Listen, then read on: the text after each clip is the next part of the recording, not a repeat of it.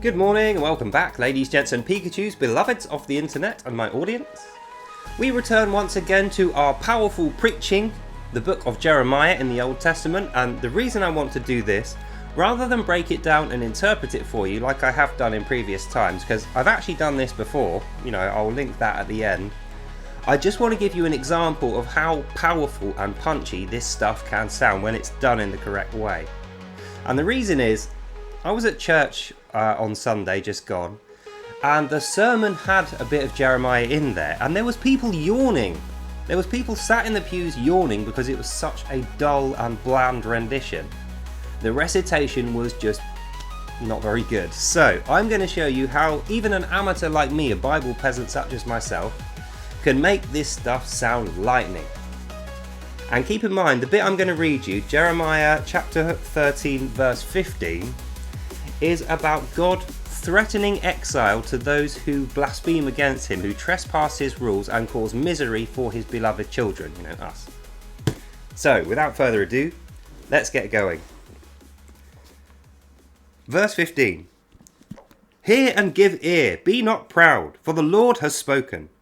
Give glory to the Lord your God before he brings darkness, before your feet stumble on the twilight mountains, and while you look for light, he turns it to gloom and makes it deep darkness for you. But if you will not listen, my soul will weep in secret for your pride. My eyes will weep bitterly. Tears will run down my cheek because the Lord's flock has been taken captive. Say to the king and to the queen mother, take a lowly seat, for your beautiful crown has come down from your head. The cities of Negeb are shut up, with no one to open them. All Judah is taken into exile, wholly taken into exile. Lift up your eyes and see. Those who come from the north, where is the flock that was given to you? Where is your beautiful flock? What will you say when they set as head over you? Those whom yourself have taught to be friends to you. Will not pangs take hold of you like those of a woman in travail? And if, say you, in your heart, why have these things come upon me? It is for the greatness of your iniquity that your skirts are lifted, and you suffer violence. Can the Ethiopian change his skin, or the leopard change his spots? Then also you can do good whom are accustomed to doing evil. But I will scatter you like chaff, driven by the wind from this desert. This is your lot. The portion I have measured out for you, declares the Lord, because you have forgotten me, and you have trusted in lies. I myself will lift up your skirt right over your face, and your shame will be seen by all. I have seen your abominations, your adulteries, your neighing and your lewd whorings on the hills of the field. Woe to you! Woe to you, O Jerusalem! How long will it be before you are made clean? Woo! That is some powerful stuff, isn't it? So, now that I've gone through it all, we're just going to quickly go through what that might mean. But you've got to admit, even a guy like me who I barely know how to do this stuff, I'm like a level 1 beginner. If I stood in a church and did that, I'd be getting a standing ovation. Not because I'm amazing, because this is amazing. And that's what I want you to take from this, is the Bible is what you make of it. If you sit there and go, hear and give ear, be not proud, for the Lord has spoken, give glory. If you read it like you're really disinterested, like it means nothing, then the thing that you learn is going to mean nothing and be not interesting to you. However, treat this like God is physically sat next to you, telling you as your father to child advice, how to avoid terrible troubles. This is how you should live your life, trekking through a dangerous desert filled with lions and leopards and cannibals. Death is at every turn. The sun is going down, you are low on water and food, and death is right behind you and in front of you, and you don't know where you're going. So God is saying to you, please, child, you will hit tribulation if you don't know these words. And so I'm teaching you, because when you are out there, those things are really going to be a problem for you. And the guys who know this will be separated by their wisdom from the guys who do not. And the ones ending up in the mouths of lions and leopards will be the ones who didn't read this because they just thought, wow, it's disinteresting. So, let's go through it. Jeremiah 13, chapter 13, verse 15, exile threatened. Hear and give ear, be not proud, for the Lord has spoken. So what he's saying there is, whatever you're doing, whoever you are, however great you think you are, whatever your riches are, stop what you're doing and listen. Hear and give ear. So that means hear the words, but also listen in here to the words. Actually understand. It's more than just hearing, it is listening. Be not proud, for the Lord has spoken. Be humbled is what that's saying. If you're a king, if you're the Pope, if you're a posh grandmother, or if you're a peasant in the street with nothing, you're a child, doesn't matter who you are, what you've done, what you've got, you are a small, tiny, crushable cockroach in the presence of God who is trying to improve your station. Just before you hit the danger, the horrible desert and the cannibals, please listen is what God is saying. This is for your own good, hence the stern tones. Give glory to the Lord your God before he brings darkness, before your feet stumble on the twilight mountains, and while you look for light, he turns it to gloom. I love this so much. So, give glory to the Lord your God, i.e. Jesus Christ is saying, glory goes to this guy who wrote you this and is teaching you this, not to you. Even if you do this perfectly, that's you being regular. You're not some kind of magical crusading Christian just because you do the bare minimum, which is this. And the reason you're doing the bare minimum, oh child, is so that the cannibals, leopards, lions, the darkness and the tribulations up ahead aren't going to be effective on you, because you'll be strong. You'll be a courageous, brave and wise Christian. You'll be able to lead the damned through the valley of death and survive all trials. God will be with you because you read his wisdom and you listened and you took it to heart. That's what Christianity is about. That's why you're going to learn this. And when you do, you'll be a good man. No more. And that's why he says, be not proud. Because pride leads to falling. And this is to make you stand up and not fall, no matter what the trial. It's good, this, isn't it? Before he brings darkness, before your feet stumble on the twilight mountains. Now, if you're on a mountain, you have to watch very carefully where you are placing your feet, because it's difficult terrain, it's all uphill. If you stumble, not only are you going to fall down, you're going to backslide all the way down the hill to the bottom. And guess what's waiting for you at the bottom of the twilight mountains? Ferocious animals that want to eat you, cannibals and scary stuff. Danger. So backsliding has consequences.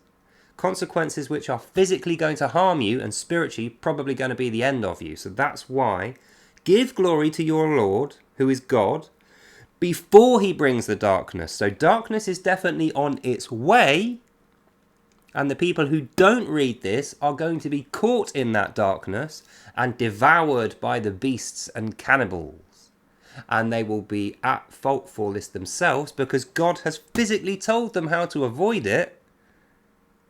And when they're up the mountain, away from the danger, at the top in safety, guess what they're going to be listening to? The people who didn't listen getting devoured. Don't let that be you, is what this is saying. Give glory to the Lord your God before he brings the darkness, before your feet stumble on the twilight mountains, and while you look for light, he will turn it to gloom. So when you're at the top, it's still going to be dark, because he's going to turn it to gloom, but you'll be up in safety near to God, so it won't affect you. And then you will not be proud because you didn't get there on your own. God allowed you to get there, but neither will you be ashamed, and you will not be getting eaten at the bottom. That's what that means. But if you will not listen, my soul will weep in secret for your pride. My eyes will weep bitterly and run down with tears, because the Lord's flock has been taken captive. How can someone take the Lord's flock captive? Even though he says, anyone who is in my palm shall not be prized away. But they're captive anyway. So how does that work? Perhaps your free will choices and your understanding of what you must do in your life are very important to your salvation. So all these people that say, once saved, always saved. You don't have to do anything, just say the words, I'm saved by Jesus Christ, my Lord and Saviour. And then they just go home and think, right, that's me done for the rest of life, I'll never make any effort again. Those are the backsliders who are going to be devoured by lions and leopards, while the rest of us are at the top near God, counting our blessings in humility before our Lord. That's what this is saying. And he's even saying, if you will not listen to this, like if you don't study and learn this and understand it and do it every single day, if you say, right, I'm saved now, that's it, don't need to read the Bible, don't need to do anything, you don't need to do any works, I'm saved through grace, so that just means I can be lazy now, do whatever I like, sins, whatever. If you do that, you're not listening to this, and God's soul will weep for you in secret. So openly, he's going to be punishing you and you will die. You will perish from your stupidity and your pride, and God will fold his arms and say to everyone else, you had it coming. Secretly, he'll be upset about this, but openly, no. He will not care on the surface because you didn't listen, and you will then be an example of sin to your brothers and sisters so that they will not backslide in future. I.e., there is a future. There's no end times. This is ongoing. Because the Lord's flock have been taken captive. You've been taken captive by false gospel. Your mind and heart have been captivated by something false, whereas nobody prized you out of the hand of God, because that would not be possible. You have chosen to leave on your own. So you have been beguiled, tricked and deceived by the evil lies of Satan, the false gospel of the Quran, Catholicism, pagan religions, astrology, Bible codes, flat earth, any of these false gospels that will lead you away from this. And because of that, you have been captivated, taken prisoner by these lies, and prevented from your destiny of heaven and salvation with God, which is yours by right. You were born with the right to take this on. All you need to do is pick it up and hold on to it and make sure you don't let go. That's what salvation is. It's a free gift, but you need to actively hold on to it. If you backslide and let go of it, you'll be a prisoner of your ignorance and the lies which you decide to follow, the false gods you praise rather than the Lord your God. This bit's even better. Say to the king and the queen mother, take a lowly seat. Now, can you imagine saying to the king and his mother, sit down?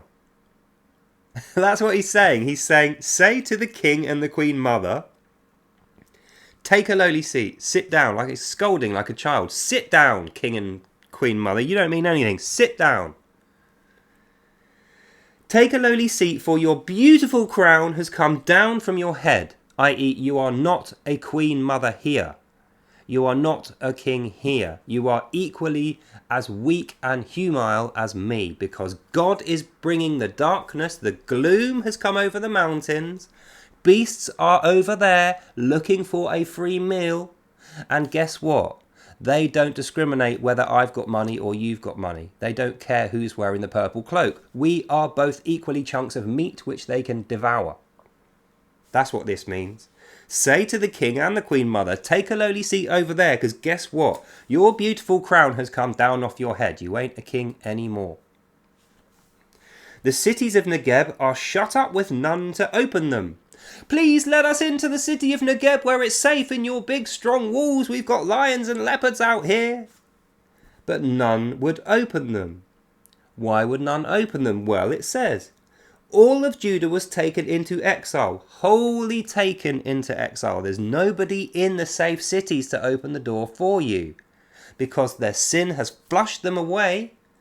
So the only people that are going to survive this gloom coming over the land are those who understood this, held on to it until the time or the hour when darkness will be upon the world, which we do not know. Christ says when he's asked, well, I don't know the hour. Which means he does know it, he just isn't going to tell us, we're not allowed to know it. So we have to be ready every single day for this and live every day as if tomorrow will be the day. but without anxiousness and without fear, because we have God's wisdom. Don't expect Negev are going to throw open their doors and let you into their safety of their walls. They will not. Don't expect that some magical light is going to lead you through the darkness. It will not. This is the light that's going to lead you through the darkness, dear brothers, sisters, and Pikachus. The wisdom of God, which you will only know and understand if you turn the paper pages off this book and study. Read it properly. Don't just go, oh, I've read it. Read the words, listen to the message, understand its wisdom. Then you indeed will be saved. Then we get to the last bit. Lift up your eyes and see those who come from the north. I got really annoying neighbours with like child's toys instead of cars.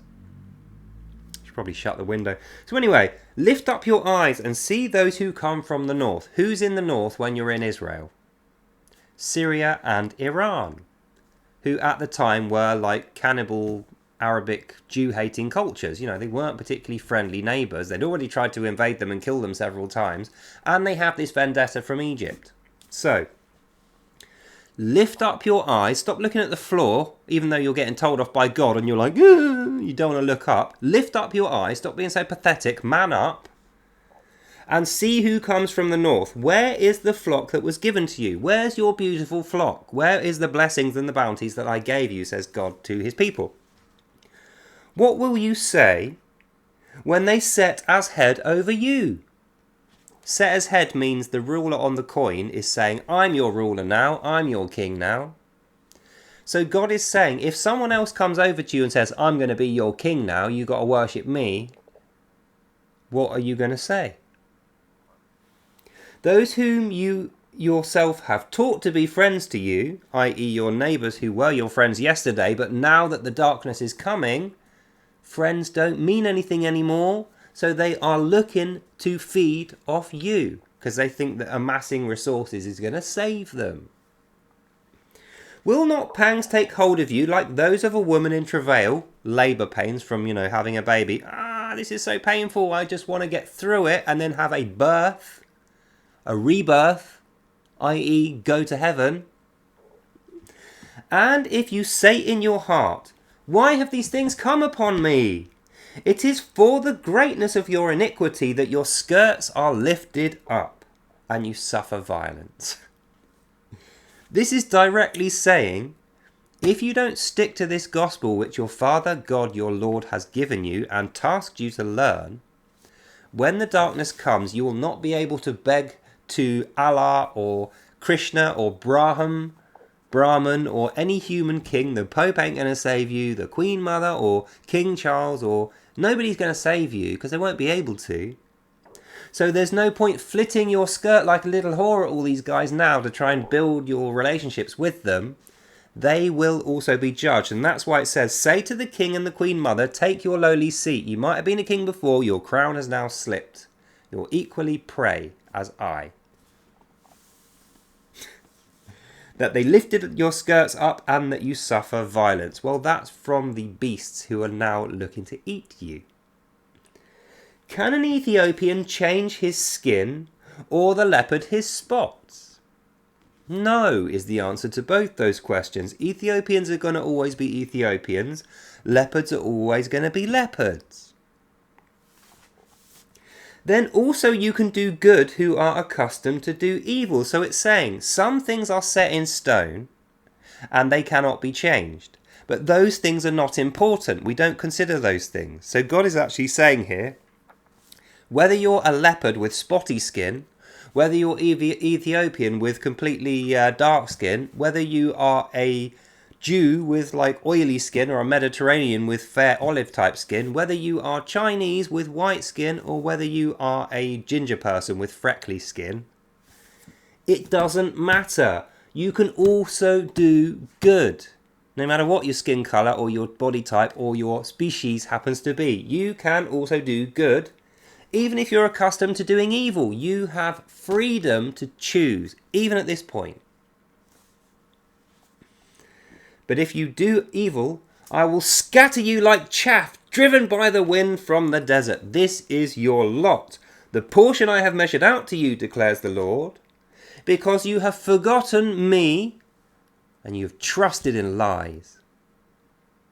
I myself will lift up your skirt over your face. He's like giving you a wedgie at this point. Not only is he lifting your skirt up so that the world has revealed your shame, so that you will be completely humbled, it's going up over your head. So everyone's going to see your shame. You will be completely blinded by your own shame. You won't be able to see past it, which is why your skirt is now over the top of your head. God has literally gone, put your skirt over your head and is going, look at this shameful person. I'm enjoying this too much, aren't I?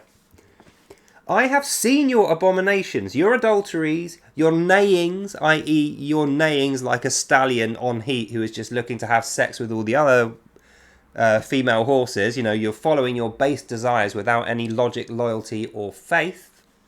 You're being a whore. Your lewd whorings on the hills of the field. Woe to you. Woe to you, O Jerusalem. How long will it be before you are made clean? End of passage. So, like I said to you, I'm not going to labour the point. You can go and read that yourself. Jeremiah 13, verse 15 and onwards. But like I say, when you're reading it, don't think of it, don't read it word for word like it's a Penguin kids book or, you know, some non-fiction science book. Read this like it's an epic. This is the epic of creation. This is the epic of your destiny. The interfacing between an omnipotent creative God who is also a personal man who loves you, who you can call upon at any time and can pray to and will answer your prayers, who can see and know everything but not intrude on your privacy, give you free will despite the fact that he's all powerful. And if you choose your free will to follow his good advice and be a moral, upstanding citizen and person, and you do everything you can for the betterment of your species, not only will you live forever, you will be absolved of all the sins that you ever did. And all you have to do is follow the breadcrumbs. Study and read this thing, the Holy Bible. So, I love that. That's the end of this video. I really hope you've enjoyed that and you learnt something. God bless you all, and I'll see you lovely people in the next one. Bye now. Yeah, so stop being such a dirty, horrible, whoring sinner. So, hope you enjoyed that. Back tomorrow, same time if you want some more. In the meantime, have a brilliant day. God bless you all. And I'll see you lovely people in the next one. Bye now.